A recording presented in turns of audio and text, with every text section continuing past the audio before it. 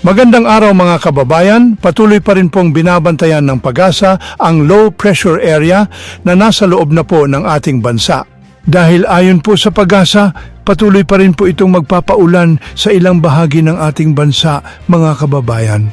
Kaya pinag-iingat po tayo ng PAGASA sa banta po ng pagbaha o di man po sa banta ng pagguho ng lupa tuwing magkakaroon ng malalakas na ulan. Pakinggan niyo po ang ulat panahon mga kababayan, mula po ito sa Weather Bureau ng ating bansa, ang PAGASA. Kung saan meron pa rin tayong low pressure area na minomonitor sa loob ng ating Philippine Area of Responsibility at ito ay huling namataan sa coastal waters ng San Juan, Batangas. Gayunpaman, ngayong araw ay magdadala pa rin ito ng maulap na papawirin at mga kalat-kalat na pag-ulan, kidlat at pagkulog sa Metro Manila, Calabarzon, sa may Bicol Region, sa may Marinduque, Romblon, Oriental Mindoro, Zambales, Bataan, sa may Pampanga, pati na rin sa may Bulacan. Samantalang easterlies o yung mainit na hangin galing karagatang Pasipiko ang nakakaapekto sa silangang bahagi ng ating bansa. Magpapaulan rin ng easterlies sa lugar ng Isabela, Quirino, pati na rin sa may Aurora. Kaya yung ating mga kababayan, lalo na yung mga inuulan ng mga nakaraang araw pa ay pinag-iingat sa mga banta ng pagbaha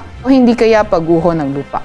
Para naman sa lagay ng panahon, sa nalalabing bahagi ng ating bansa, mas magandang panahon yung inaasahan natin at may mga tsansa lamang ng mga localized thunderstorm. Yan po muna ang ating weather update.